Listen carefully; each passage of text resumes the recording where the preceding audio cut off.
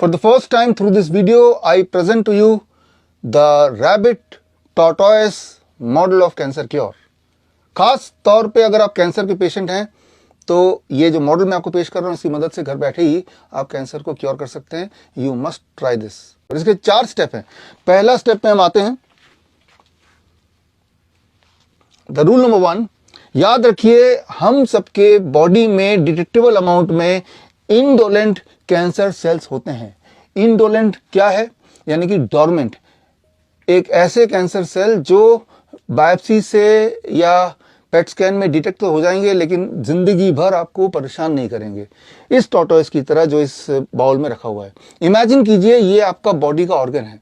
ये लंग है या ब्रेस्ट है या प्रोस्टेट है या किडनी है और यहाँ पे ये कैंसर सेल तो है लेकिन ये इंडोलेंट है. इंडोलेंट का मतलब कि यहाँ वो घूमता रहेगा, यहाँ पे बसा रहेगा, लेकिन यहाँ से ना तो जंप करके बाहर जाएगा. आफ्टर ऑल टॉर्टोइस को जंप करना आता नहीं है, ना ही किसी को तंग करेगा, काटेगा वटेगा, बट यहीं पे रहेगा, आपको तंग नहीं करेगा. तो लेकिन ये भी कैंसर सेल है. इसे कहते हैं इंडोलेंट कैंसर सेल. और ये कैंसर सेल 100% लोगों में होता है. इस वक्त जब मैं ये बात कर रहा हूँ तो मेरे थायराइड ग्लैंड में ऑलमोस्ट 100% चांसेस है कि इंडोलेंट कैंसर सेल मिल जाएगा. या फिर in case of women 39% chances है कि उनके ब्रेस्ट में इंडोलेंट कैंसर सेल मिल जाएगा. या for the men specially older than 40 years of age, ये चांसेस हैं 70% कि उनके प्रोस्टेट में इंडोलेंट कैंसर सेल मिल जाएगा. Almost 100% of us are having detectable amount of indolent cancer cell. ये पहला नंबर रूल. अब आते हैं रूल नंबर 2 पे. रूल नंबर 2, बायोप्सी और any other diagnostics can not distinguish between indolent यानी कि कछुआ वाला cancer and aggressive that is खरगोश वाला कैंसर. खरगोश वाला कैंसर क्या है? यह है aggressive kind of cancer cells. मान लो ये आपके बॉडी का ऑर्गन है, ये जो आप देख रहे हैं बॉल, और इसमें एग्रेसिव यानी खरगोश वाला कैंसर सेल है. तो इसका बिहेवियर क्या है? एग्रेसिव है. ये एकदम से बड़ा होता रहेगा और ऑर्गन को डैमेज करेगा, या ये जंप करके दूसरे ऑर्गन में जाएगा और जाके वहां वो फैलना शुरू हो जाएगा. तो ये वाला जो कैंसर सेल है, एग्रेसिव कैंसर सेल यानी कि खरगोश, ये बॉडी को डैमेज करता है और इससे डेथ होती है. ये है रूल नंबर 2. और इस रूल का एक पार्ट यहाँ पे मैं एक्सप्लेन करना चाहूँगा. बायोप्सी जब होती है या फिर पेट स्कैन जब होता है तो पेट स्कैन और बायोप्सी ये डिस्टिंग्विश नहीं कर पाता है कि जो कैंसर सेल डिटेक्ट हुआ है वो किस नेचर का है. वो रैबिट नेचर का है या वो टॉर्टोइस नेचर का है. दुनिया में कोई भी डायग्नोस्टिक सिर्फ इतना बताता है कि आपके बॉडी के इस ऑर्गन में कैंसर सेल हैं, but is it rabbit, is it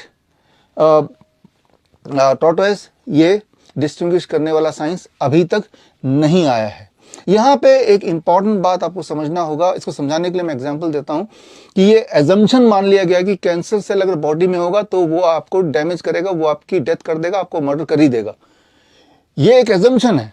जबकि इंपॉर्टेंट बात है, कैंसर सेल भी अपने आप में 2 तरह के होते हैं और जो पहले तरह का कैंसर सेल है इंडोलेंट, यही ज्यादातर लोगों के बॉडी में होता है. इसको समझाने के लिए मैं एक एजम्पशन लेता हूं कि इमेजिन कीजिए एक पार्टी है, पार्टी में मर्डर हो जाता है. उस पार्टी में एक एजम्पशन डाल दिया जाता है कि जो भी इंसान रेड शर्ट में होगा वही मर्डर होगा. तो पुलिस आती है, वो देखती है किसने रेड शर्ट पहना है, एक आदमी मिल जाता है रेड शर्ट वाला, तो पकड़ लेती कि आप ही ने मर्डर किया होगा. इसको रिलेट कीजिए कि मान लो किसी वुमेन के ब्रेस्ट में लंप है. डॉक्टर बोलेगा यहाँ बायोप्सी करके देखते हैं. बायोप्सी करेंगे तो वहां पे बायोप्सी बोलता है कि यहाँ पे कैंसर सेल है, जो कि 39 to 40% चांसेस है कि वुमेन के ब्रेस्ट में कैंसर सेल मिलेंगे. लेकिन वो कैंसर सेल की वजह से वो लंप है या बाय दी वो कैंसर सेल वहां पे मौजूद है उस रेड शर्ट वाले की तरह, ये डिटेक्शन कभी नहीं हो सकता. इसका मतलब यह है कि बाय द वे वो रेड शर्ट वाले की तरह जस्ट मौजूद है जहां पे मर्डर हुआ था, लेकिन उसे कल्प्रिट बना दिया गया और उसको बेस बना के ये डिसाइड कर लिया गया कि अब तो इनका इलाज होगा तभी फैसला होगा, यानी कि अब तो इसको सजा मिलने वाली है क्योंकि यही मर्डरर है. अब आता है रूल नंबर 3.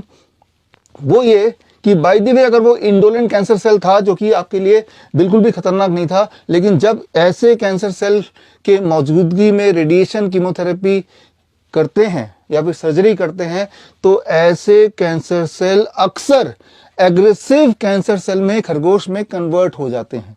इसके सबूत अगर आपको चाहिए तो सबूत के लिए ये किताब आप पढ़ सकते हैं। ये किताब का लिंक, फ्री लिंक आप स्क्रीन पे देख सकते हैं। इसमें सारे सबूत पूरे दुनिया भर के मैंने इकट्ठे करके इसमें डाल दिए हैं।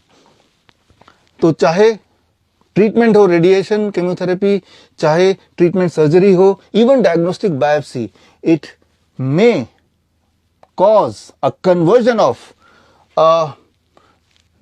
indolent cancer into an aggressive cancer. This is rule number 3.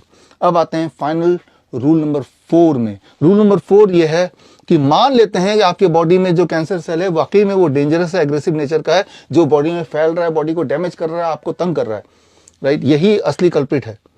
तो इसको भी अगर आप चाहें तो कन्वर्ट कर सकते हैं इनटू इंडोलेंट कैंसर सेल। वो कैसे? By resetting the body clock. यहां मैं बात कर रहा हूं 2017 के नोबेल प्राइज विनिंग साइंस का, the science of circadian rhythm. अगर हम अपने बॉडी के सर्केडियन रिदम को यानी कि बॉडी क्लॉक को करेक्ट कर लेते हैं तो हमारी बीमारियां, खासतौर पे जो एग्रेसिव कैंसर सेल है, वो अपने आप रिग्रेस होने लगते हैं, वो अपने आप ठीक होने लगते हैं, वो अपने आप ही डोरमेंट होने लगते हैं, वो अपने आप ही इंडोलेंट कैंसर सेल में कन्वर्ट होने लगते हैं। अब सवाल ये आता है कि हम अपने बॉडी क्लॉक को ठीक कैसे करें। इस सवाल के जवाब के लिए आप ये किताब मेरी पढ़ सकते हैं, cure at the rate of 0 volt. खास तौर पे इसके सेक्शन 2 पढ़ेंगे तो आप देखेंगे कि बॉडी क्लॉक को ठीक करना कोई बड़ी बात नहीं है। इवन 2-3 दिन में भी हम ठीक कर सकते हैं। हमारा जो 72 आवर क्योर प्रोग्राम है, 72 आवर, इस प्रोग्राम में रेजिडेंशियल कैंप में जो हमारे हिम्स हॉस्पिटल में होता है, उसमें पेशेंट आते हैं। हम इसी चीज पे काम करते हैं कि 3 दिन के अंदर उनके सर्केडियन रिदम को सेट करें, फिर उनको ये बताएं कि घर जाके भी इसको सेट रखिए, जिससे धीरे धीरे एक्सपेक्टेड रिजल्ट ये है कि आपके जो ट्यूमरस ग्रोथ है, जो कैंसरस ग्रोथ है, जो सिस्ट है अगर तो है, तो वो कैसे धीरे धीरे रिग्रेस होता है। तो हमें कैंसर को ना तो रेडिएशन से ट्रीटमेंट देना है, ना वो उसको कीमोथेरेपी करनी है, ना सर्जरी करनी है। हमें अपने बायोलॉजिकल क्लॉक, हमारे बॉडी क्लॉक, हमारे सर्केडियन रिदम को ठीक करना है। तो चाहे वो बुक पढ़ के आप सर्केडियन रिदम जानिए, या फिर जो बुक पढ़ के ना करने के बजाय वो हमारे मेडिकल कैंप में आना चाहते हैं, तो अगला 72 आवर प्रोग्राम जो है वो जालंधर में दयानंद आयुर्वेदिक कॉलेज के हिम्स हॉस्पिटल कैंपस में हो रहा है इसी महीने। स्क्रीन पे दिए हुए लिंक में जाके आप अपना फॉर्म फिल कर सकते हैं, if you really want to participate and get the benefit of it. आगे इसी वीडियो में मैं मिलाता हूं ऐसे पेशेंट से जिन्होंने अपने आप को क्योर किया, ठीक किया from cancer using all this principle जो मैं आपको बता रहा हूं। All the best. जय हिंद। नमस्ते, ये मेरी मदर इन लॉ हैं और इनकी एज 76 ईयर्स है। इनको सर्वाइकल कैंसर था, तो हमने एलोपैथिक दवाई जब स्टार्ट की थी तो डॉक्टर ने हमको 2 महीने का समय दिया था कि इनके पास 2 महीने हैं। फिर किसी ने हमको डॉक्टर साहब विश्वरूप जी का सजेस्ट किया, तो हमने लास्ट अप्रैल में इनका इलाज शुरू किया। तब इनकी बीपी की, कोलेस्ट्रॉल की, एसिडिटी की और नींद की दवाई ये डेली रहती थी, 20 साल से ले रही थी।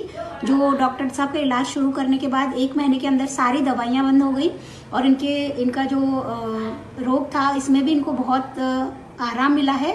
पहले ये बेड से उठ भी नहीं सकती थी, ऐसी हालत हो गई थी इनकी कीमोथेरेपी की वजह से, खुद से अपना कुछ भी नहीं कर पाती थी। लेकिन अब डॉक्टर साहब का जो ये डाइट प्लान हमने फॉलो किया, हम लोग 100% फॉलो कर रहे हैं। इससे इनकी तबीयत इतनी अच्छी हो गई, ये खुद चल के मंदिर जाती है, 108 प्रदक्षिणा करती है मंदिर की और अपना सारा काम खुद से कर सकती है।